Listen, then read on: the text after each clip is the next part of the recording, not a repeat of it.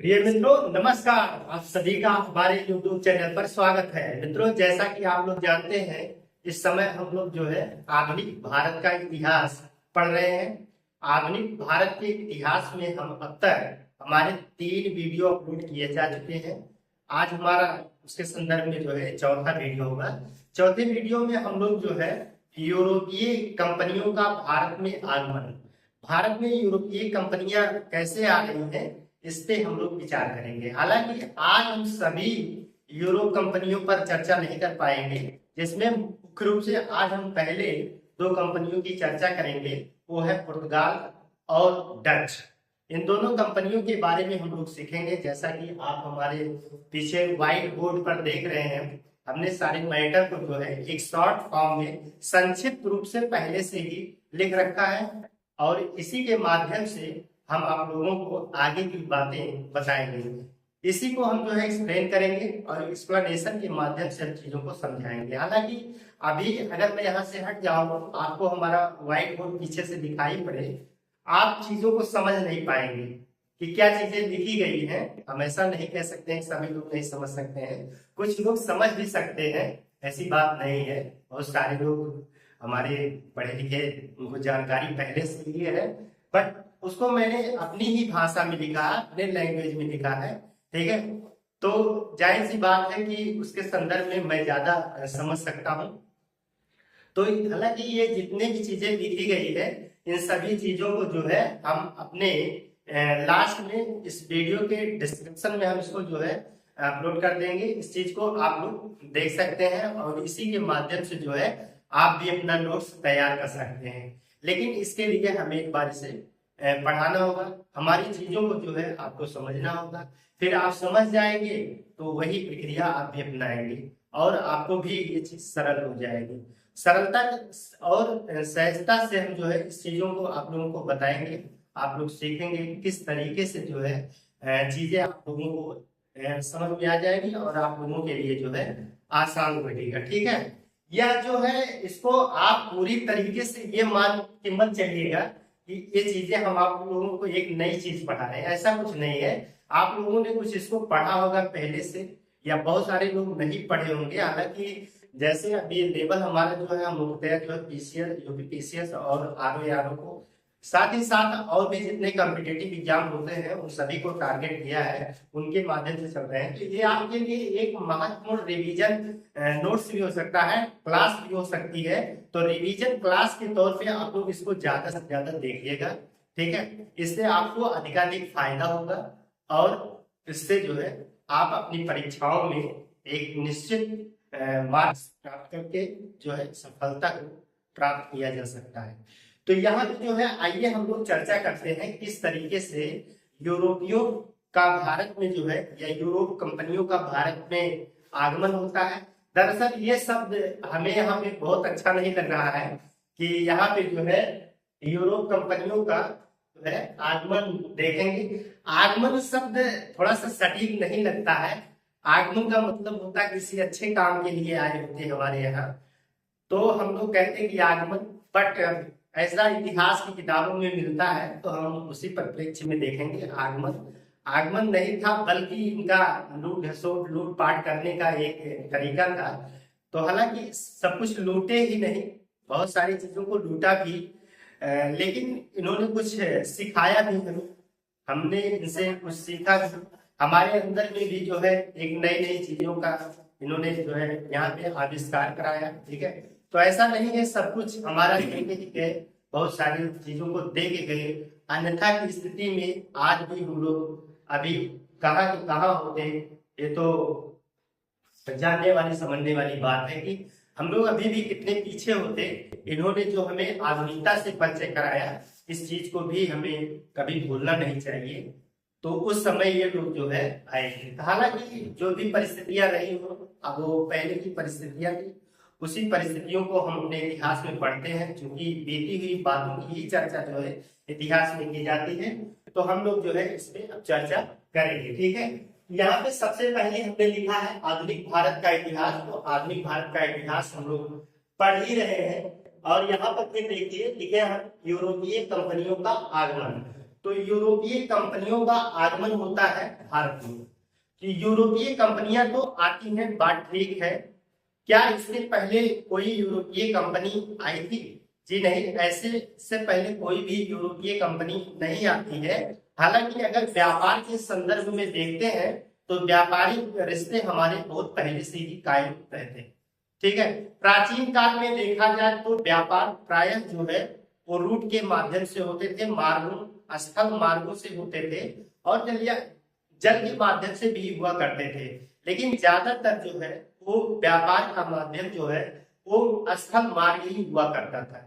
तो स्थल मार्ग होते थे जहां से व्यापार किए कराए जाते थे। ठीक है, तो क्या आफत आ पड़ी, क्या जरूरत पड़ी कि जो है हमें एक नए रास्ते की खोज करना पड़ा? तो दरअसल होता ऐसा है कि अब यहाँ पे हम थोड़ा सा आप लोगों को समझाना चाहेंगे। अगर हम मान ले, थोड़ा सा शॉर्टकट में आप लोग समझेंगे, अगर हम मान ले कि ये हमारा जो है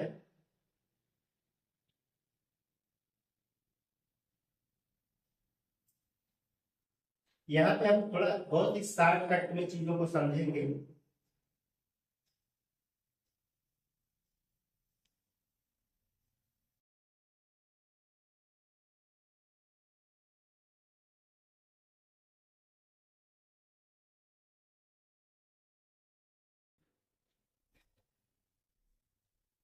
यहाँ पे ये चीज हमने इसको जो है यूरेशिया बना दिया है, मतलब यूरेशिया।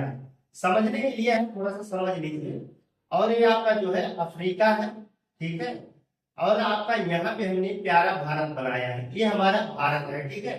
तो यहाँ पे भी देखेंगे, और ये यहाँ पे अगर आप देखेंगे तो ये ऑस्ट्रेलिया वाला हो जाता है, यहाँ सुमानिया, यहाँ पे न्यूजीलैंड है, ठीक है। तो इतने की ही जरूरत है।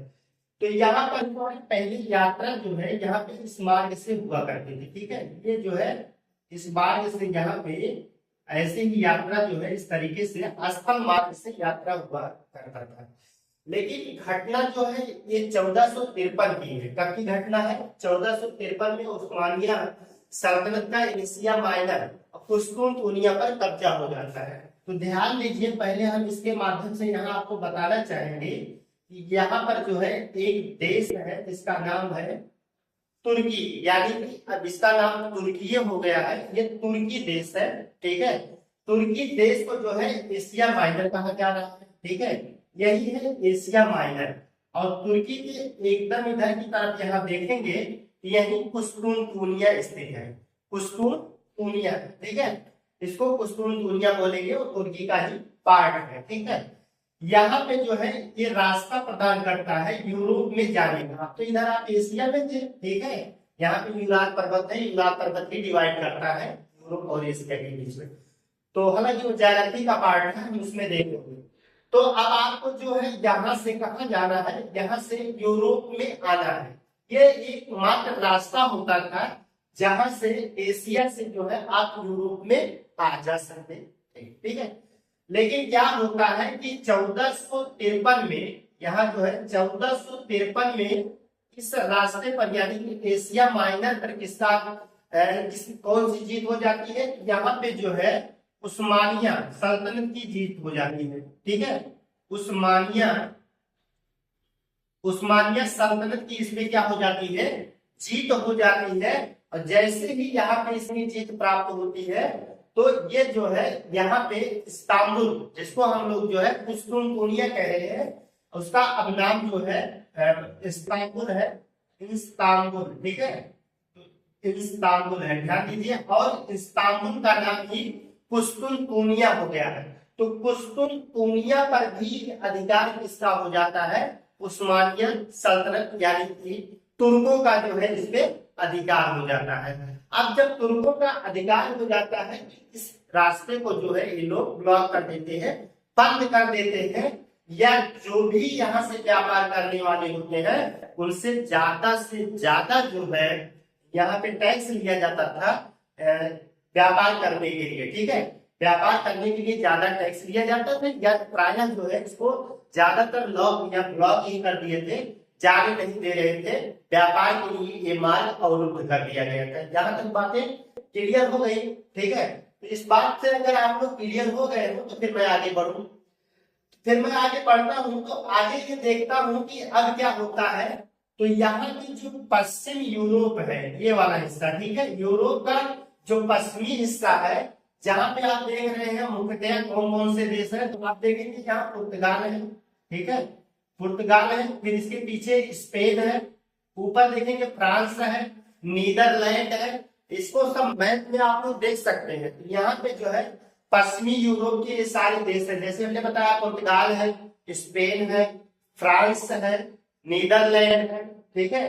तो ये सब प्रमुख देश हैं इधर के। ऊपर देखेंगे तो आप यहाँ पर ब्रिटेन है, तो इंग्लैंड है। तो हमने बताया कि ये पश्चिमी यूरोप है, और पश्चिमी यूरोपों को ये परेशानी हो रही थी, दिक्कतें हो रही थी कि इधर से व्यापार किस तरीके से किया जाए, और इस रास्ते को क्या कर दिया गया है, ब्लॉक कर दिया है।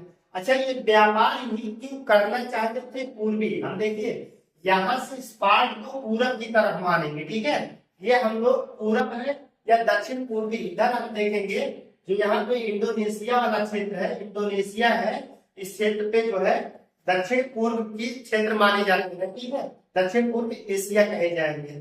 तो पूरब और दक्षिण पूर्व एशिया में व्यापार करने के लिए ये लोग ज्यादा लालायित रहते थे। कारण क्या था, कारण यहाँ पर जो है मसाले थे, ठीक है, मसालों का उत्पादन यहाँ बहुत ज्यादा होता था, और इन मसालों की खपत जो है यूरोप में बहुत ज्यादा थी।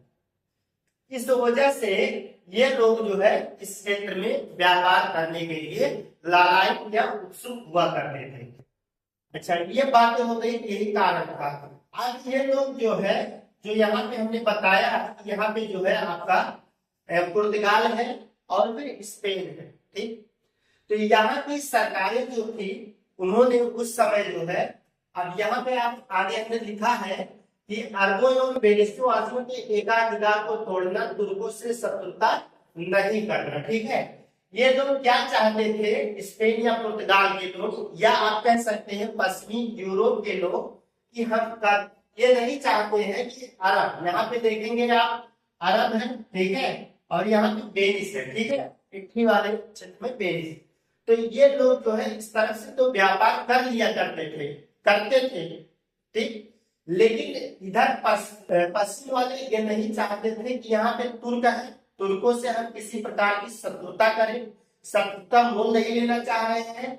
और यहाँ पे जो है, जो बेनिस वासी है, बेनिस के लोग हैं, और जो अरब के लोग हैं, इन लोगों से जो है यहाँ के व्यापार, ये लोग यहाँ ऑलरेडी व्यापार कर ही रहे हैं, ठीक है, ये अकेले ही यहाँ पर ये लोग व्यापार कर रहे हैं, ठीक है। तो इनका एकाधिकार बना हुआ है, इस एकाधिकार को ये लोग तोड़ना चाह रहे हैं पश्चिम वाले, की इन्हीं का केवल अधिकार ना रहे, हमारा भी अधिकार रहे, ऐसी सोच ये लोग रख रहे हैं। इसलिए यहाँ पे जो भी शासक होते हैं, इन शासकों की मदद से जो है एक नए रास्ते की खोज, एक नए समुद्री मार्ग खोजने का प्रयास किया जाता है, ताकि जो है यहाँ पे पहुंचने का, भारत और दक्षिण पूर्व एशिया में पहुंचने का एक मार्ग मिल सके, एक समुद्री मार्ग मिल सके हम, ताकि व्यापार को सुगमता से कर सके, ऐसा सोच रहे हैं। तो यहाँ पे देखिए 15वीं और 16वीं शताब्दी का समय है। इस समय देखेंगे 15वीं 16वीं शताब्दी में पुनर्जागरण एवं प्रबोधन का काल आ गया, ठीक है, प्रबोधन हुआ है, यानी पुनर्जागृत हुई है। कहने का मतलब है कि इस समय यूरोप के, पश्चिमी यूरोप में या यूरोप में जो है पुनर्जागरण का काल आ गया है। पुनर्जागरण से हमारा आशय है कि अब यहाँ पे शिक्षा के माध्यम से नई नई तकनीकों का विकास होने लगा है, और प्रबोधन यहाँ के बुद्धिमान लोग, जो बुद्धिजीवी लोग हैं, बुद्धि के बल पर जो है नई नई चीजों का विकास कर रहे हैं। और इसी विकास में जो है ये लोग क्या करते हैं, नई भौगोलिक खोजों पे ये लोग अपना ध्यान केंद्रित करते हैं। तो नई नई भौगोलिक खोजें की जा रही हैं। जहाज निर्माण का कार्य ये लोग सीख चुके हैं, यानी कि जहाज, पानी वाली जहाज बनाने के निर्माण किस तरीके से किया जाएगा, इसके लिए ये लोग कला सीख चुके हैं। अब जहाज को ये लोग बनाने लगे हैं, और जहाज से बैठ के जो है ये जो है समुद्री रास्ते की खोज करना चाह रहे हैं, ठीक है। तो आप देखेंगे कि इसी संदर्भ में जो है सर्वप्रथम 1492 में, यहाँ पे देखेंगे 1492 में स्पेन का एक वासी होता है, जैसा कि हमने यहाँ पे लिखा है कि 1492 कोलंबस अमेरिका की खोज। यहाँ पे मैंने जो लिखा है पूरा नहीं है, हमने जो है इसको शॉर्ट फॉर्म में लिखा है और हम इसी की व्याख्या करने वाले हैं या कर रहे हैं। ठीक है, यहाँ पे आप लोग एक चीज जानते रहिएगा कि चीजें बहुत शॉर्टकट में लिखी गई है, केवल आपको ये संकेत देगी और इस संकेत के माध्यम से हम चीजों को आगे पढ़ाने वाले हैं, आपको बताएंगे और इसी चीज को आप लोगों को पढ़ना है। तो भाई यहाँ पे 1492 में कोलंबस अमेरिका की खोज करता है। आप लोगों ने सुना होगा कि कोलंबस जो है अमेरिका की खोज किया है। तो ये कोलंबस जो है यहाँ पे देखेंगे स्पेन, ठीक है, पुर्तगाल के जस्ट पीछे अगर आप देखेंगे तो स्पेन है और स्पेन का रहता है कौन, कोलंबस। हालांकि जो कोलंबस है उसके जन्म जो है यहाँ स्पेन में नहीं होता है, बल्कि उसका जन्म कहाँ हुआ होता है, तो इटली में उसका जन्म हुआ होता है। ठीक है, तो उसका जन्म इटली में हुआ होता है, लेकिन वो जो है यहाँ स्पेन में चला आता है और स्पेन में ही रहने लगता है, तो स्पेन का निवासी बन जाता है। स्पेन के जो राजा महाराजा होते हैं, ठीक है, यहाँ के शासक काफी उत्सुक है, वो लोग जो है प्रोत्साहित कर रहे हैं कि जो है नई नई खोजों को किया जाए। तो ये जो है इसमें कोलंबस को भेजते हैं, कोलंबस को कहते हैं कि जाओ इनको सब जो है जो भी सुविधाएं थी शासक की राजा की तरफ से जो भी सुविधाएं प्रदान किया जाता है सब कुछ उसने किया और कोलंबस को कहा कि आप जो है समुद्री मार्गों का एक खोज करिए भारत पहुंचने के लिए, भारत पहुंचने के लिए एक समुद्री मार्ग का खोज करिए। तो कोलंबस जो है 1492 में से यहाँ से निकलता है और वो भटकते भटकते यहाँ पे पहुंच जाता है। ठीक है, अब यहाँ पे आप देखेंगे कि दक्षिण अमेरिका है और ऊपर जो है यहाँ पे कुछ कैरिबियाई देश है, कुछ कैरिबियाई जो है छोटे छोटे द्वीप है, जिसे कैरिबियन द्वीप कहा जाता है, यहाँ पे पहुंच जाता है। हालांकि यहाँ भी पहुंच जाता है वेनेजुएला वर्ड तक, तो ये यहाँ पे पहुंच जाता है। तो इसीलिए कहा जाता है कि कोलंबस ने सबसे पहले जो है तो हालांकि निकला था भारत के खोज के लिए। यहाँ ये भी एक शब्द कहना बहुत गलत हो जाता है, प्रायः लोग कह देते हैं भारत की खोज के लिए निकला था, नहीं, यहाँ पे गलती ये हो रही है कि भारत कोई खोया हुआ नहीं था कि भारत कहीं खो गया है उसकी खोज करना है। ठीक है, भारत आने के लिए समुद्री मार्ग की खोज करने की वाली बात हो रही है। ठीक है, एक समुद्री मार्ग की तलाश किया जाए ताकि हम भारत को पहुंच सके। तो कोलंबस ऐसा पहला नाविक या नेविगेटर होता है जो खोजने के लिए आता है, लेकिन ये रास्ता भटक जाता है और रास्ता भटक करके जो है ये कैरिबियाई द्वीप पर पहुंच जाता है, अर्थात ये जो है अमेरिका की खोज कर लेता है। इसलिए कहा जाता है कि क्रिस्टोफर कोलंबस ने जो है ये अमेरिका की खोज किया था। यहाँ तक क्लियर होगी अमेरिका की खोज। हालांकि यहाँ पे हमें अमेरिका की खोज को नहीं पढ़ना है। तो फिर इसके बाद पुर्तगाली, ठीक है, पुर्तगाली जो है एक पुर्तगाली जो है यहाँ से चलता है, पुर्तगाली यहाँ से चलता है और फिर ये दक्षिण अफ्रीका से होते हुए किनारे किनारे यहाँ पर दक्षिण अफ्रीका में जो है आशा अंतरिक्ष है, यानी वो तमाशा अंतरिक्ष, जिससे केप ऑफ गुड होप कहा जाता है। ठीक है, केप ऑफ गुड होप तक पहुंचता है। इसका क्या नाम होता है, तो बार्थोलोमेव डियाज। ठीक है, हालांकि ये कब पहुंचता है, 1488 में ये इसकी यात्रा होती है। 1488 में बार्थोलोमेव डियाज जो है यहाँ की यात्रा करता है। ठीक है, तो ये तमाशा द्वीप तक पहुंच जाता है और फिर पुनः जो है यहीं से वापस चला जाता है। इसको घबराहट होने लगती है, पता नहीं अब समुद्र में चलते चलते पता नहीं कितने दिन महीनों सालों बीत जा रहे हैं, तो भाई घबराहट तो होने ही लगेगी और उसका कोई छोर पता ही नहीं लग रहा है। तो इसी तरीके से जहां तक ये पहुंचा था, इसके बाद जो है ये वापस चला जाता है। लेकिन जितना उसने चला, पूरा देख रहे हैं अफ्रीका के पश्चिमी तट पर ये घूमते घूमते लास्ट पॉइंट तक यहाँ से पहुंचा था, तक केप ऑफ गुड तक पहुंच गया था। फिर इसने वापस गया, ठीक है, वापस गया, लेकिन इतने का इसने जो है अपना मैप तैयार कर लिया। ठीक है, इतने नक्शे को जो है वहां पर प्रस्तुत किया, सम्राट के पास वहां प्रस्तुत किया गया। तब दूसरी बार जो है आप देखेंगे कि जो है 1498 में 1498 में जो है वास्को डिगामा यहाँ से चलता है और फिर जो है यहाँ तक तो उसको आने में कोई परेशानी ही नहीं थी, क्योंकि बार्थोलोम्यू डियाज ने पहले ही बता दिया था कि ठीक है यहाँ तक जाने में कोई दिक्कत नहीं है। ठीक है, तो यहाँ पे वास्को डिगामा जब अपना चालू करता है यात्रा तो ये आता है यहाँ तक पहुंच जाता है। अब यहाँ जो है फिर एक यात्री यहाँ का एक व्यापारी है जिसे का नाम अब्दुल मजीद है। क्या नाम है? अब्दुल मजीद। अब्दुल मजीद एक गुजराती व्यापारी है, व्यापार के सिलसिले से दक्षिण अफ्रीका में है। ठीक है, दक्षिण अफ्रीका में उससे इसकी मुलाकात होती है और यही अब्दुल मजीद जो है इसको बताता है कि अगर आप इस तरीके से चलेंगे तो भारत तक पहुंच सकते हैं। ठीक है, आप पहुंच जाएंगे अगर ये वाला रूट अपनाते हैं। ठीक, यहाँ तक क्लियर हुई बात। तो वास्को डिगामा जो है अब्दुल मजीद, गुजराती व्यापारी अब्दुल मजीद के सहायता से जो है वो भारत के पश्चिमी तट यानी इसे कहा जाता है मालाबार तट। ठीक है, मालाबार तट में कालीकट तक पहुंच जाता है। कहां तक पहुंच जाता है? कालीकट तक पहुंचेगा। और कालीकट का उस समय शासक जो है वो जमूरीन है। हालांकि जमूरीन जो है उसकी उपाधि है, तो जमूरीन है यहाँ पे शासक। तो जमूरीन ने जो है वास्को डिगामा का खूब भव्य स्वागत करता है।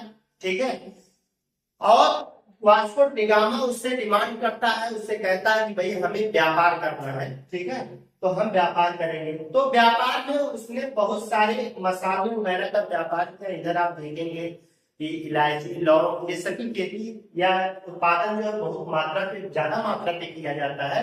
तो उसने व्यापार में ये सब चीजें एकत्रित किया और एकत्रित करके अपने नाव में सब कुछ भर लिया। ठीक है, और नाव में भर करके अपने नाव में भर करके पुनः जो है इसी रास्ते से ये जाता है और फिर वो अपने देश पुर्तगाल में पहुंच जाता है, वापस जाता है और अपने पुर्तगाल में पहुंच जाता है। जब पुर्तगाल में पहुंचता है तो उस माल को जो है, जो भी इसने मसाले ले गए थे, उस मसाले को वो क्या करता है, वहां की मार्केट में जो है बेचता है।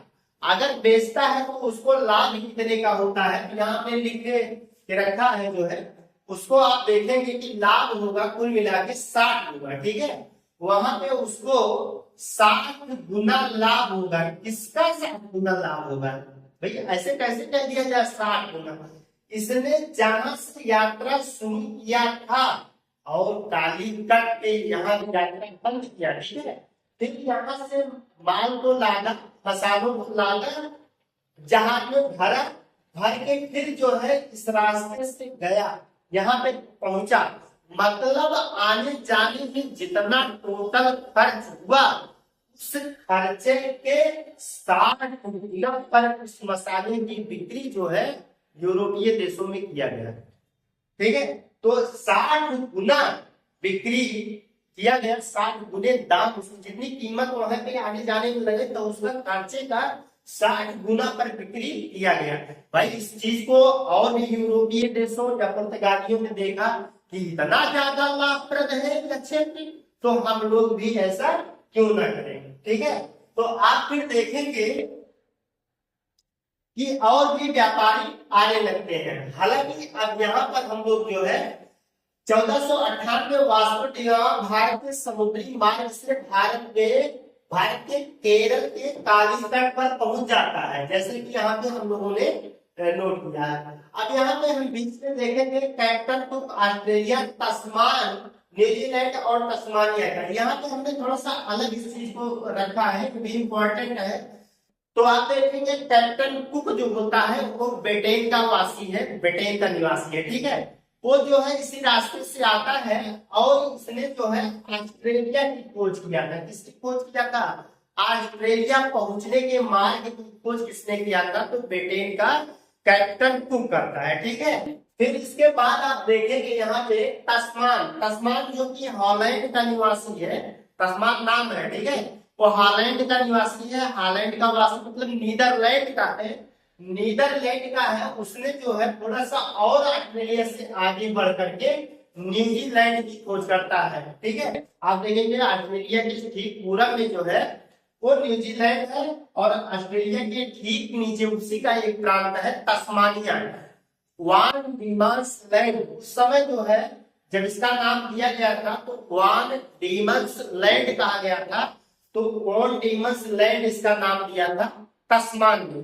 तो तस्मान ने जो है इसकी खोज किया, यानी कि जिससे तस्मानिया नाम दिया गया है, और फिर न्यूजीलैंड, ठीक है। और ये निवासी था हॉलैंड का, हॉलैंड का निवासी होता है, इसने जो है इसकी खोज किया है। इस सब चीजों को जो है आपको अपने नोट्स में जो है लिखना है, सारी चीजों को लिखिए। इसलिए मैं एक ही बात को 2-3 बार रिवीजन करके चीजों को बता रहा हूँ, ताकि आप लोग उस चीज को लिख लीजिए। जैसे क्लास में बताया जाता है उसी तरीके से मैं चीजों को बता रहा हूँ, तो इस चीज को आप लोग नोट कर लीजिएगा कि जो है यहाँ पे हमने लिखा है कि तस्मान जो है नीदरलैंड या हॉलैंड का निवासी रहता है, वो न्यूजीलैंड और तस्मानिया की जो यहाँ तस्मानिया की खोज करता है।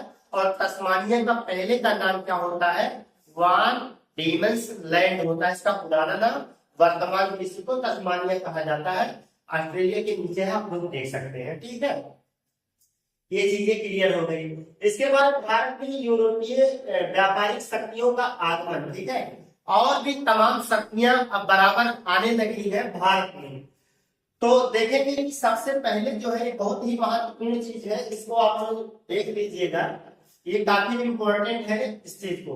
तो भारत में सबसे पहले कौन आए, तो पुर्तगाली आए थे, ठीक है। अगर भारत में ये देखा जाए कि कौन कौन यूरोपीय किस क्रम से आए थे, एक क्रम पूछा जाता है, तो उनका क्रम सबसे पहले जो है देखिए पुर्तगाली आए, पुर्तगाली के बाद डच आए, डच के बाद अंग्रेज आए हैं, अंग्रेज के बाद डेनिश आएंगे, डेनिश के बाद फ्रांसीसी। तो इनका क्रम आपको जो है याद रहना चाहिए।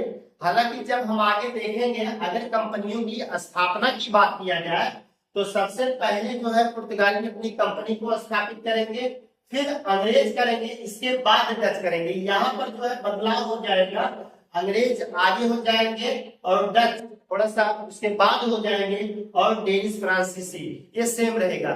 तो ये कंपनियों की स्थापना से संबंधित चीजें हैं कि कैसे कैसे पहले कौन कंपनी स्थापित करते हैं, तो इनका क्रम थोड़ा सा यहाँ पे उलट जाएगा, लेकिन भारत में आने का इनका यही क्रम रहेगा। क्लियर। इसके बाद पुर्तगालियों का आगमन, पुर्तगालियों का आगमन वास्को डी गामा, ठीक है। हमने जैसा पहले चीजों को बताया है, सेम चीजें यहाँ पे नोट कर देना है। वास्को डी गामा वो जो है कालीकट जमोरी में आता है, मतलब जमोरी के शासक जो रहते हैं उनका नाम जमोरी नहीं रहता, उनकी उपाधि जमोरी रहती है। उन्होंने जो है इसका वहां पे स्वागत करते हैं, जैसे उसका बेड़ा वहां पे पहुंचता है तो उसका स्वागत किया जाता है, और फिर जो है उसने व्यापार करने की बात करते हैं, और व्यापार में बहुत सारी चीजों का व्यापार करता है। आप खूब मसाले जो है अपने बेड़े में भरता है और ले जाता है, और ले जाकर के उसे बेचता है। यहाँ पे पुर्तगाल में जो कंपनी की स्थापना की गई थी, उस कंपनी का नाम हमने यहाँ पे लिख रखा है स्टाडो द इंडिया। जैसे आप ब्रिटेन में देखेंगे ईस्ट इंडिया कंपनी की स्थापना हुई थी ना, उसी तरीके से जो है यहाँ पुर्तगाली कंपनी का क्या नाम रहता है, स्टाडो द इंडिया, स्टाडो द इंडिया, इसको आप लोग याद रखेंगे। फिर इसके बाद दूसरा पुर्तगाली यात्री भी आता है, ठीक है, जिसका नाम होता है पेड्रो अल्वारेज कैब्राल, ठीक है। पेड्रो अल्वारेज कैब्राल ये दूसरा पुर्तगाली यात्री है जो वास्को डी गामा के बाद जो है दूसरा आने वाला 1500 ईस्वी में भारत की यात्रा करता है, और उसी मार्ग से पेड्रो अल्वारेज कैब्राल आता है। तो पेड्रो अल्वारेज कैब्राल आया, ये दूसरा है। पूछा जाता है कि दूसरा आने वाला पुर्तगाली कौन था, तो पेड्रो कैब्राल को बताइएगा आप लोग, ठीक है। 1502 में वास्को डी गामा दूसरी बार यानी कि सेकंड टाइम जो है वास्को डी गामा पुनः भारत की यात्रा पर आता है। तो दूसरी बार भी ये भी क्वेश्चन बनता है कि दूसरी बार वास्को डी गामा कब भारत की यात्रा करता है, तो 1502 वहां पे आपको लगाना है कि 1502 में वास्को डी गामा दूसरी बार भारत की यात्रा पर आता है। ठीक है, यहाँ पर पुर्तगालियों के द्वारा भारत में जो है पहली अपनी फैक्ट्री स्थापित किया जाता है।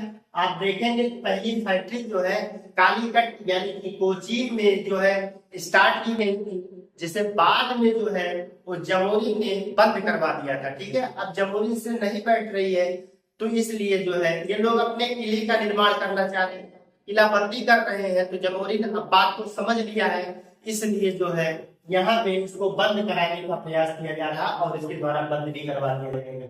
इन्होंने कन्नूर में थोड़ा सा केरल के ऊपर देखेंगे तो कन्नूर जिला है। ठीक है, तो कन्नूर जिले में जो है ये अपनी दूसरी फैक्ट्री को स्थापित करते हैं। ठीक है, तो इस तरीके से ये लोग अपनी फैक्ट्रियों को स्थापित कर रहे हैं। अंत में देखेंगे पुर्तगाली 1761 में गोवा की स्वतंत्रता, गोवा में स्वतंत्र। देखिए भारत में एक चीज ये भी प्रश्न पूछा जाता है कि भारत में सबसे पहले आने वाले कौन थे और सबसे बाद में जाने वाले कौन थे, वो हमेशा पुर्तगाली ही थे। ठीक है, पुर्तगाली भारत में सबसे पहले आते हैं, देख रहे हैं 1498 में उनकी एंट्री हो जाती है, वो भारत में आ जाते हैं। और कब जाते हैं तो 17 यहाँ पे जो है, सॉरी यहाँ पे 1761 नहीं होगा, हमने गलत लिखा है, यहाँ पे आप लोग 1961 लिखेंगे। ठीक है, पुर्तगाली जो है वो 1961 में भारत से जाते हैं। ठीक है, इस चीज को याद रखिएगा। भारत की आजादी होने के, देखिए 15 अगस्त 1947 को मेरा देश आजाद होता है, तो हमारे देश की आजादी के बाद 1961 में ये लोग जो है यहाँ गोवा में जमे रहते हैं और गोवा को छोड़कर जाते हैं। तो क्वेश्चन पूछा जा सकता है कि जब ये लोग जा रहे थे तो उस समय वायसराय यानी कि गोवा में पुर्तगाली वायसराय कौन था, तो वस्सालो ए सिल्वा। ठीक है, वस्सालो ए सिल्वा जो है इस समय जो है यहाँ का वायसराय रहता है। इस चीज को आप लोग याद रखेंगे। ठीक है, अब थोड़ा सा पुर्तगाली वायसराय के बारे में हम लोग देखेंगे कि पुर्तगाली वायसराय किस तरीके से अपना यहाँ पर के कार्य करते हैं, उसके कार्यों को हम लोग एक्सप्लेन करेंगे। तो सबसे पहला पुर्तगाली वायसराय जो होता है उसका नाम फ्रांसिस्को डी अल्मीडा है। क्या नाम है? फ्रांसिस्को डी अल्मीडा है। 1505 से 1509 तक ये पुर्तगाली वायसराय के रूप में रहता है। ठीक है, पुर्तगाली वायसराय के रूप में रहेगा। तो इसकी एक महत्वपूर्ण नीति थी ब्लू वाटर पॉलिसी। यहाँ पे मैंने लिख के रखा है ब्लू वाटर पॉलिसी इसने चालू किया था, शांत नीले जल की नीति। ठीक है, तो यहाँ पे शांत नीले जल की नीति क्या होती थी, कहने का मतलब ये हुआ कि पूरे हिंद महासागर पे इसका कब्जा हुआ था। यहाँ पर जो है हिंद महासागर पे इसने राजनीतिक रूप से कब्जा कर लिया था और कोई भी यहाँ पे व्यापार करने की जरूरत नहीं कर सकता था।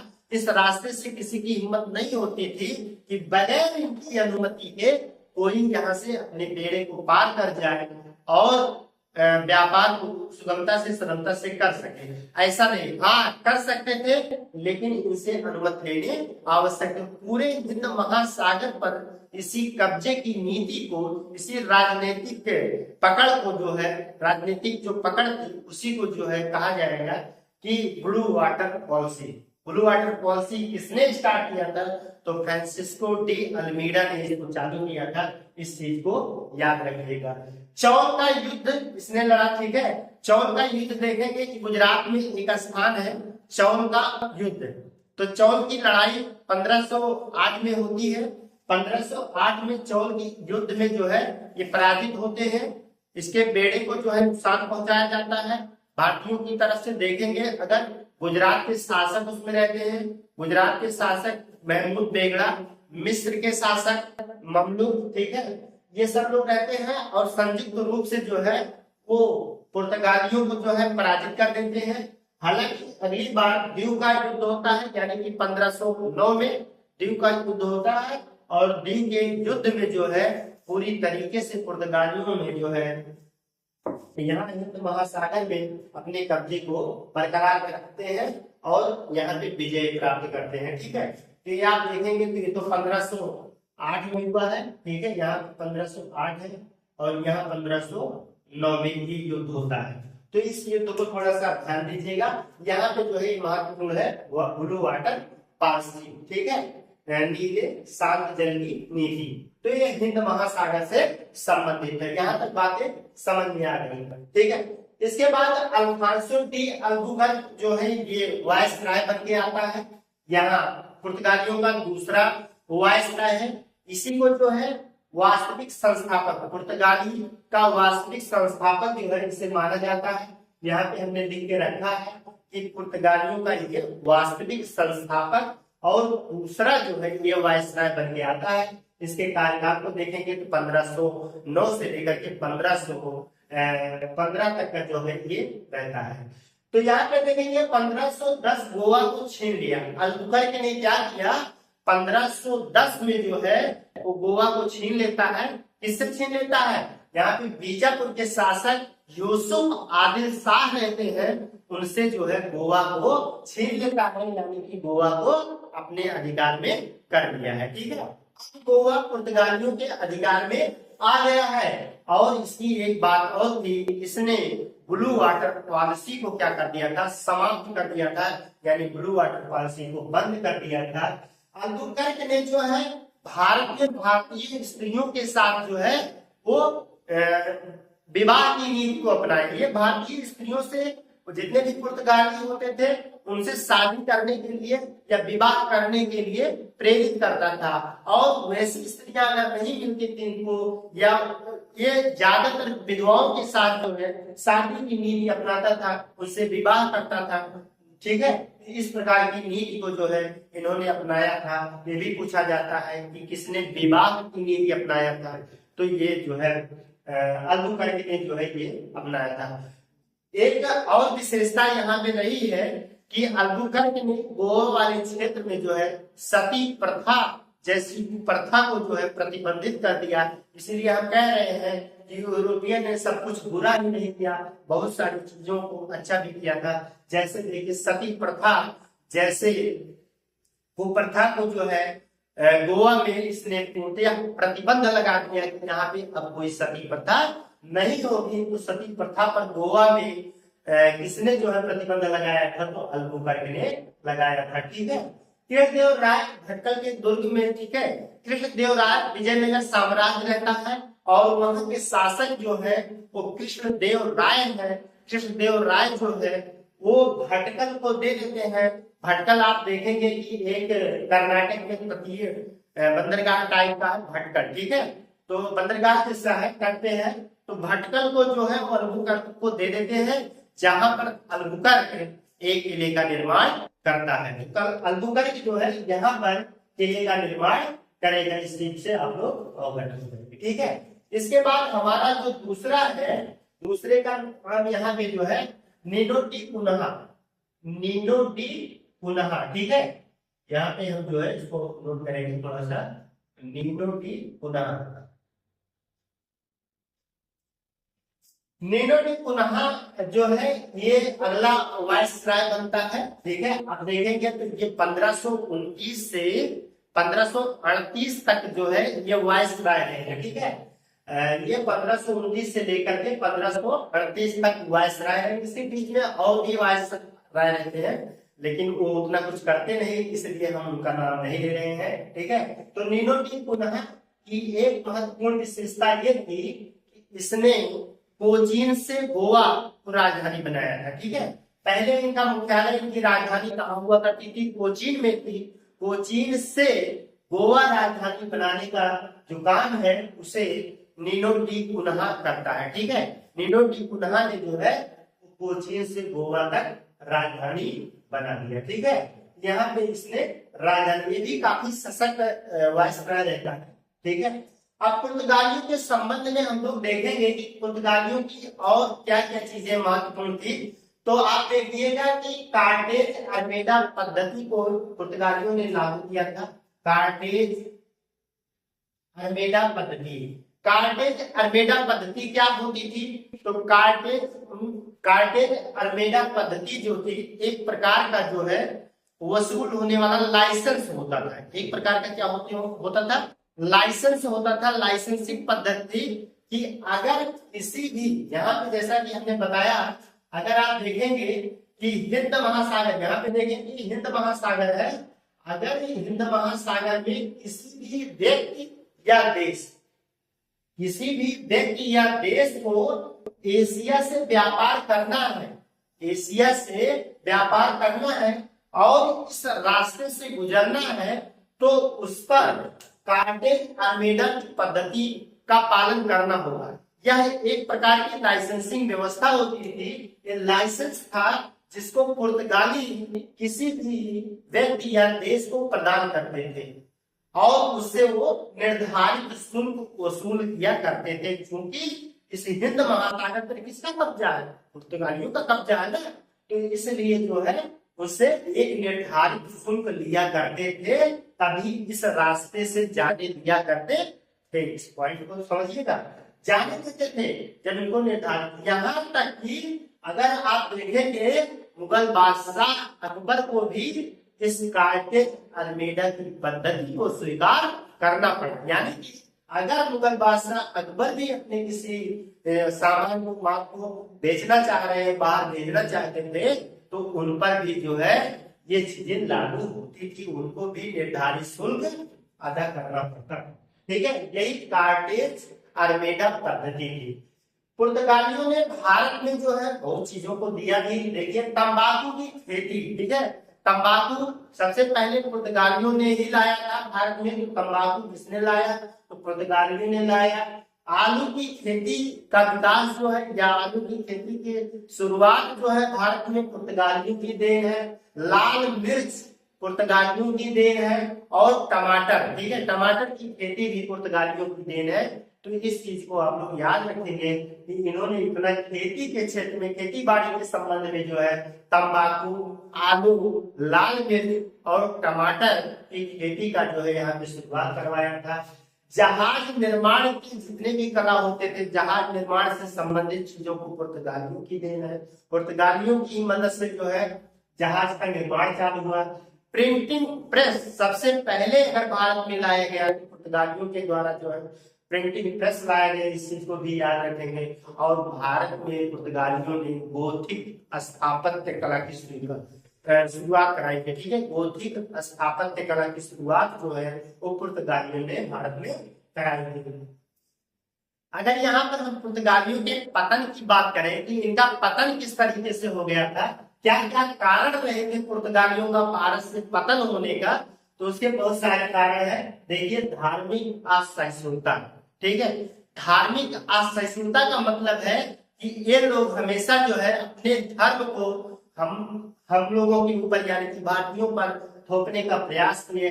अपने धर्म को ऊंचा बताया, हम लोगों के धर्म को नीचा कहा। ठीक है, इस तरीके से हम लोग इनको इस बात को स्वीकार नहीं कर सकते। कहीं न कहीं ये कारण होता था कि हमारे धार्मिक तालमेल से बन नहीं पाए, ये धार्मिक असहिष्णुता था। ठीक है,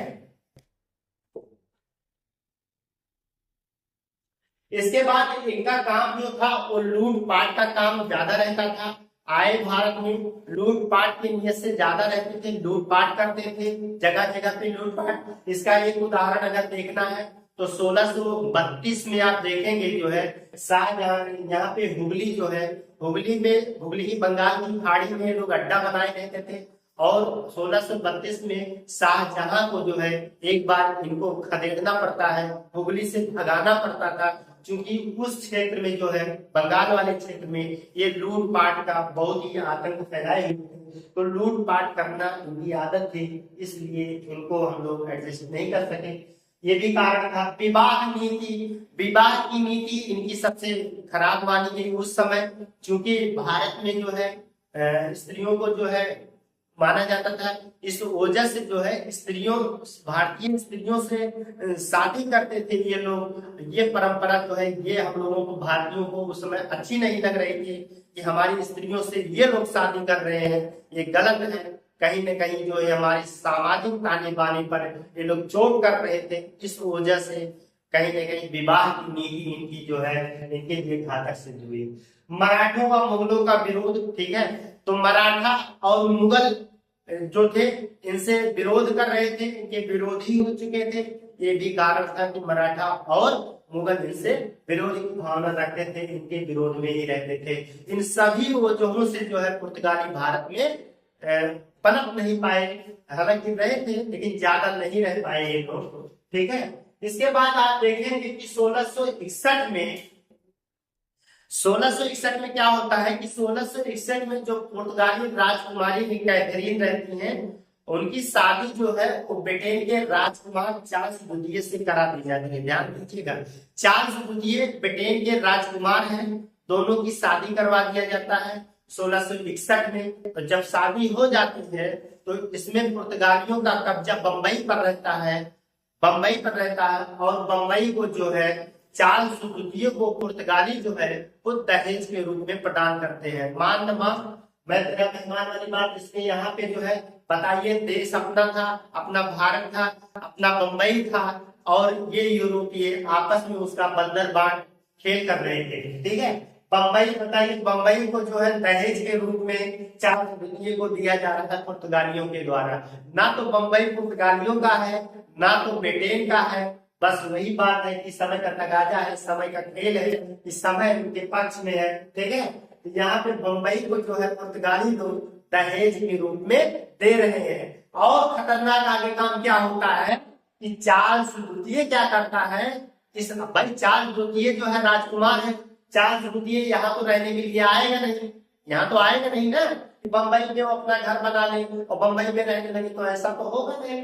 तो बंबई में नहीं रहेगा तो इसने क्या किया कि चार्ल्स द्वितीय ने इस बंबई को 10 पाउंड वार्षिक किस्त पर जो है इसको बेच देता है। किसको बेच देता है? ईस्ट इंडिया कंपनी को बेच देता है। चार्ल्स द्वितीय जो है इसको जो है ईस्ट इंडिया कंपनी को कब बेच देता है? 1668 में जो है इसको बेच देगा, ठीक है।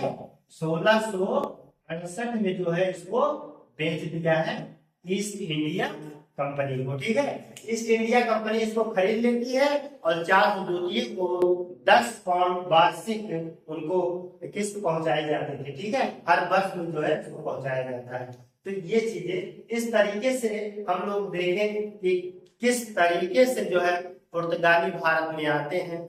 और अंत में क्या होता है कि पुर्तगाली यहाँ यूरोप में क्या होता है, यूरोप में स्पेन जो है पुर्तगाली देश को, जो पुर्तगाल था उसको अपने आप में मर्ज कर लेता है। इसलिए अब ये पुर्तगाली जो थे वो स्पेन के नियंत्रण में आ जाते हैं। और स्पेन जो है क्या करता है कि ज्यादा रुख जो है भारत को छोड़ करके पश्चिमी देश की तरफ हो जाता है। इसलिए अब यहाँ पे पुर्तगाली उतना सशक्त रूप से नहीं रह पाते थे, हालांकि थे लेकिन जो है शक्तिशाली के रूप में या क्षेत्र के विस्तार के रूप में नहीं रह जाते हैं, ठीक है। तो ये पुर्तगालियों के अस्तित्व और रहन सहन या भारत में उनकी क्या स्थिति थी, हम लोगों ने जो है पुर्तगालियों के संबंध में चर्चा किया। आइए अब हम लोग चर्चा करते हैं डचों का आगमन, ठीक है। डचों का भारत में आगमन। डच कौन थे? यहाँ पे हमने लिखा है कि डचों का भारत आगमन। इस चीज को देखिए, डचों का भारत आगमन यानी कि डच भी भारत में आएंगे।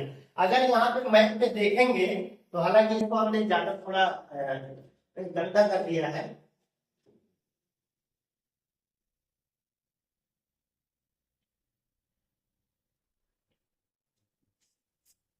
यहाँ पर देखेंगे कि जैसे अब यहाँ पे बताना पड़ेगा, वैसे ही समझ लीजिए कि जैसे अभी जो है नीदरलैंड है, नीदरलैंड को ही डच कहा जाता है। फ्रांस है, फ्रांस के एकदम पश्चिम साइड में, पूरब साइड में देखेंगे, पूरब साइड में जो है नीदरलैंड है।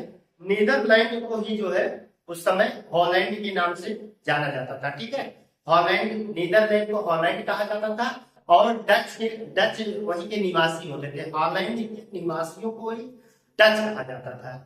और हॉलैंड किसे कहा जाता था? तो नीदरलैंड को हॉलैंड के नाम से जाना जाता। तो 1596 कार्नेलिस डी हाउट में सुमात्रा बांटेन में आया, ठीक है। अब सुमात्रा बांटेन कहाँ है? तो जैसा कि हम लोग बताए आप लोगों को कि हम मान लेते हैं कि ये जो है यही पे जो है ये आपका जो है फ्रांस है, यहाँ पे पुर्तगाल है, ये स्पेन है, ऐसा मान लेते हैं। यही पे जो है नीदरलैंड है, यानी कि हॉलैंड है, ठीक है। तो हॉलैंड है, यहाँ पे ऊपर ब्रिटेन सब वगैरह है, ठीक है। तो इस चीज को जान करिए, थोड़ा शार्ट में होता है। यहाँ पे जो है आपका ये हो गया अफ्रीका वाला, ठीक है। ये आपका फारसी लाल सागर है, और ये जो है ये आप देखेंगे ये पूरा आपका भारत हो गया। और फिर इधर आप देखेंगे, ठीक है, यहाँ पे जो है इंडोनेशिया वगैरह का द्वीपीय देश है, ठीक है। तो ऐसे हम शॉर्टकट में इसको बता रहे हैं, थोड़ा समझने के लिए है। तो यही पे है, कौन से है, नीदरलैंड वासी है, जिसे डच कहा जा रहा है। तो ये लोग इस तरीके से आ रहे हैं और ये यहाँ पर पहुंचा। एक कौन है, 1596 में कार्नेलिस डी हाउकमैन, सुमात्रा, ठीक है। सुमात्रा ने किसका द्वीप है, सुमात्रा है, जावा, ठीक है। सुमात्रा और जावा कहाँ पे है, तो आप कह दीजिए इंडोनेशिया के बड़े बड़े द्वीप हैं, ठीक है। तो इंडोनेशिया के द्वीप है, सुमात्रा पर इसने क्या कर लिया था, कब्जा किया था। और ये बाल्टेन है, बाल्टेन कहाँ है, जावा, ठीक है। जावा पे बाल्टेन है, बाल्टेन पे भी इन्होंने कब्जा कर लिया था, ठीक है। तो यहाँ पे इनका ज्यादा था कि मसालों के द्वीप, ठीक है, मसालों के द्वीप कहलाते हैं, ठीक है। स्पाइसेस आइलैंड भी कहा जाता है, तो इसको मसालों का द्वीप कहा जाता है इंडोनेशिया को। तो सबसे पहले ये लोग यहीं आए, ठीक है। 1600 में बेरिंग दे ओस्ट इंडीज, ठीक है। इनकी जो कंपनी का नाम होता है वो बेरिंग दे ओस्ट इंडीज कंपनी होता है, यानी नीदरलैंड या डचों की कंपनी का नाम क्या था, बेरिंग दे ओस्ट इंडसे, ठीक है। ये उनकी वहां की स्थापित कंपनी का नाम होता है। United East India Company of Netherland कहा गया, देखिए नीदरलैंड नाम आ गया, ठीक है। तो और भी वहां की जो छोटी छोटी कंपनियां होती थी, जो सभी कंपनियों को मर्ज कर दिया, सभी कंपनियों को मिला करके एक कंपनी बनाई गई, जिसका नाम United East India Company of Netherland रखा है, ठीक है।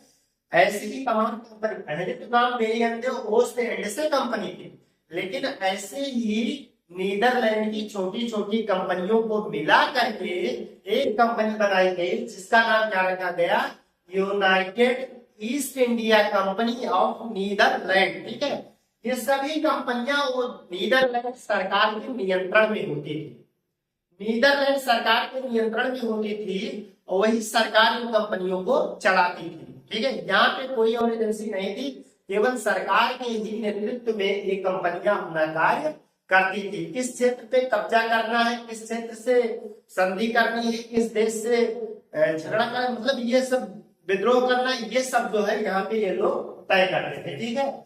अब ये तो बात नहीं है विदेशी संबंध से, लेकिन 1605 में मसूलीपट्टनम में जो है सबसे पहले ये लोग यहाँ से आए, ठीक है। तो यहाँ से जो है मसूलीपट्टनम, देखते हैं भारत जो है पूर्वी तट, ठीक है, भारत के पूर्वी तट से ही लोग इसलिए ज्यादातर व्यापार करेंगे, भारत के पूर्वी तट से डच लोग ज्यादा व्यापार करेंगे, क्योंकि इनका मुख्य अड्डा जो होता है, मेन अड्डा जो होता है, मेन व्यापारिक कार्य गतिविधि जो होती है इंडोनेशिया से रहती है, इसलिए जो है इनका संपर्क यहाँ से रहता है। हालांकि जब भारत से इनका संबंध हो जाएगा तो कहा जाता है कि जो यहाँ पे देखेंगे जापान है, ऊपर देखेंगे जापान है, तो जापान के में जो है यहाँ पे व्यापार करने भारत का जापान से एक संबंध स्थापित होता है, तो ये डचों का श्रेय दिया जाता है। डचों ने ही इस सिस्टम, इस व्यापारिक पद्धति को भारत और जापान के बीच में इन्होंने ही लागू कराया था, ठीक है। तो ये डचों को श्रेय मिलता है, क्योंकि डच ही जो है वो जापान से भारत के व्यापार करने का जो है वो श्रेय प्रदान किया, ठीक है। इस चीज को याद रखिएगा थोड़ा सा। तो आप देखेंगे कि 1606 में जो है 1605 में जो है, यहाँ पे लिखा 1605 में मसूलीपट्टनम में जो है इन्होंने अपनी व्यापारिक अड्डा बनाते हैं, ठीक है। और यहाँ पे जो है अगर वैसे पहले देखा जाए इंडोनेशिया से, तो ये केवल एक ही चीजों का व्यापार किया करते थे, केवल मसालों का व्यापार करते थे। किस चीज का व्यापार करते थे, तो मसालों का व्यापार करते थे, ठीक है, केवल मसालों का ही व्यापार किया करते थे। लेकिन भारत में जब 1605 में अपनी यहाँ पे जो है पहली कोठी खोलते हैं, ठीक है, तो वहां उन्होंने किस चीज का व्यापार करना चालू करते हैं, सूती वस्त्रों का। भारत में अगर सूती वस्त्र को व्यापारिक वस्त्र के रूप में तब्दील किया ना, तो डचों ने किया था। ठीक है, किसने किया था? तो डचों ने। ये डचों को श्रेय जाता है कि भारत में सूती वस्त्र के व्यापार की जो है इन्होंने शुरुआत कराई थी। ठीक है, यहाँ पे इस बात को आप लोग समझेंगे। तो मसूलीपट्टनम में जो है ये लोग अपनी सबसे पहले गतिविधि को चालू करते हैं और मसूलीपट्टनम में ही सिक्के ढालने के कारखाने को भी स्थापित किया था। इस चीज के सिक्के ढालने का जो है, सिक्के ढालने का कारखाना ये लोग जो है डचों ने मसूलीपट्टनम में। फिर आगे चल करके जो है इन्होंने अपना मुख्यालय जो है नागपट्टनम, नीचे देखेंगे मसूलीपट्टनम के नीचे नागपट्टनम, वो अपना जो है मुख्यालय बनाते हैं। मेन एज राजधानी के रूप में जो है, यानी मुख्यालय कह सकते हैं, उनको नागपट्टनम को बनाते हैं। ऐसा डच लोग कर रहे हैं। इसके बाद जो है 1616 में जो है यहाँ भारत में देखेंगे सूरत में जो है इन्होंने अपनी कोठी को खोला 1616 में। फिर 1627 में पीपली में ये अपना बनाते हैं कोठी। ठीक है, पीपली कहाँ है? तो पीपली जो है उड़ीसा में है, वहां पे जो है अपनी कोठी खोलते हैं या अपना जो है एक फैक्ट्री डालते हैं। ठीक है, इसके बाद 1653 में जो है चिंसुरा यानी कि बंगाल में जो है ये अपनी फैक्ट्री को स्थापित करते हैं। इसके अतिरिक्त जो है आप देखेंगे कि डच पूरे भारत में बहुत सारे स्थानों पर जो है इन्होंने अपनी फैक्ट्री आप देखेंगे। पटना मतलब बिहार में भी, ठीक है, बिहार में इन्होंने खोल के रखा था अपनी फैक्ट्री को। इसके बाद आगरा में भी इन्होंने खोल के रखा था फैक्ट्री को। ठीक है, अहमदाबाद में खोल के फैक्ट्री को रखा था। तो इनकी फैक्ट्रियां लगभग भारत में सब जगह लगभग जो है व्याप्त थी। तो इन्होंने अपनी फैक्ट्रियों को स्थापित करके रखा था। 1641 में मलाक्का और 1658 में श्रीलंका पर भी इन्होंने कब्जा कर लिया था। मलाक्का प्रायद्वीप है, ठीक है, सुमात्रा के ऊपर जो है एक मलाक्का है। ठीक है, मलाक्का प्रायद्वीप है। मलाक्का प्रायद्वीप पर जो है 1641 में जो है डचों ने कब्जा कर लिया था। किससे कब्जा कर लिया था? तो पुर्तगालियों से इनको छीन लिया था। यहाँ पुर्तगाली थे, पहले पुर्तगाली थे, तो उनसे छीन लिया था। और 1658 में पूरी तरीके से पुर्तगालियों से श्रीलंका को भी छीन लिया इन्होंने। यानी 1658 में डचों ने श्रीलंका पर भी कब्जा कर दिया था और पुर्तगालियों को वहां से भगा दिया था। इस बात को भी याद रखें। 1741 में मार्तंड वर्मा कोलाचेरी का युद्ध, हमने तो पीछे वाले वीडियो में बताया था कि त्रावणकोर के जो महाराजा थे केरल में, ठीक है, केरल में त्रावणकोर के महाराजा कौन थे? मार्तंड वर्मा थे। मार्तंड वर्मा काफी सशक्त राजा रहे थे, समय वहां के महाराजा थे। उनके सानिध्य में ही जो है त्रावणकोर जो है फला फूला बढ़ा। ठीक है, बहुत ही शक्तिशाली थे। तो उन्होंने जो है 1741 में कोलाचेन का युद्ध जो है, कोलाचेन का युद्ध हुआ और उस युद्ध में डचों को बुरी तरीके से पराजित किया। तो डच जब वहां से पराजित हो जाते हैं उसके बाद जो है त्रावणकोर में इनकी शक्ति में बहुत ज्यादा इजाफा हो जाता है मार्तंड वर्मा के। ठीक है, इस कहानी को हम उधर पढ़े हैं, पीछे वाले वीडियो में आप लोग देख लीजिएगा, तो हमने वहां पे इसकी जिक्र किया है। तो इन्होंने निर्यात इसका सबसे ज्यादा किया था। तो डचों ने भारत में सबसे ज्यादा निर्यात जो करते थे वो नील का करते थे। नील एक प्रकार का कलर होता था, ठीक है, उसका सोना और जो है सूती वस्त्र का ये लोग निर्यात किया करते थे। भारत से जो है इन्हीं चीजों का निर्यात किया जाता था। नील, सोना बालू बनाने का काम आती है और सूती वस्त्रों का अधिकाधिक इन्होंने भारत से निर्यात किया। ठीक है, अगर हम देखें कि डचों के भारत में पतन के क्या कारण थे, भारत से किस तरीके से डच क्यों पतन की ओर चले गए, इसका प्रमुख कारण जो था कि इनकी जो भी कंपनियां थी वो उनकी कोई यहाँ की स्थायी कंपनी नहीं होती थी उसको रेगुलेट करे। ये वहां की सरकार के द्वारा, नीदरलैंड की सरकार के द्वारा नियंत्रित होते थे। ऐसे में जब वक्त जिस चीज का रहता था उसकी पूर्ति नहीं हो पा, अभी मान लीजिए डचों को कहीं युद्ध करना है तो पहले सरकार से अनुमति ले, कहीं संधि करनी है तो सरकार से अनुमति ले, तो हर मामले में बार बार सरकार से अनुमति लेना, तो इसमें लेट हो जाता था। तब तक की स्थितियां बदल सकती थी।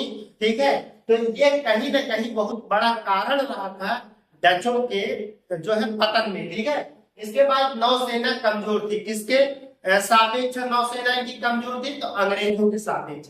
अंग्रेजों की तुलना में जो है इनकी नौसेना बहुत ही कमजोर थी, ये भी एक कारण था।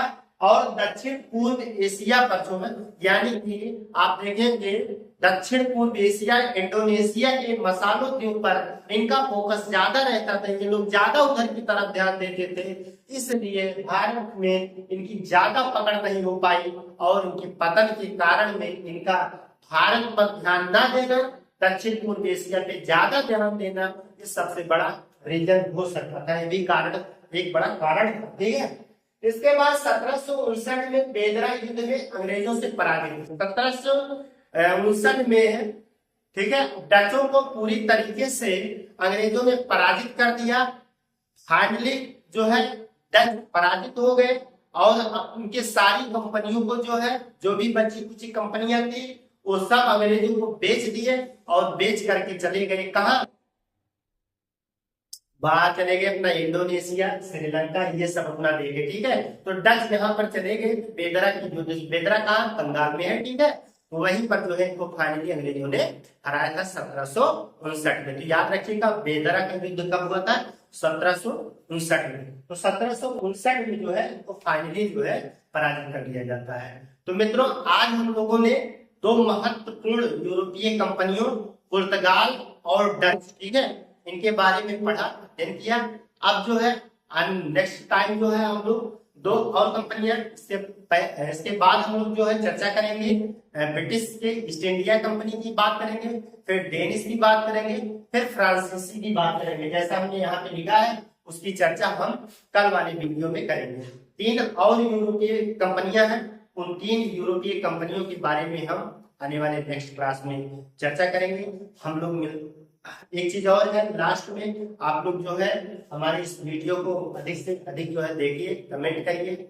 हमारा ये वीडियो आप लोगों को कैसा लगा, आप लोग जो है कमेंट करके अवश्य बताइए। हम लोग मिलते हैं एक नए बेहतर क्लास के साथ, तब तक के लिए धन्यवाद।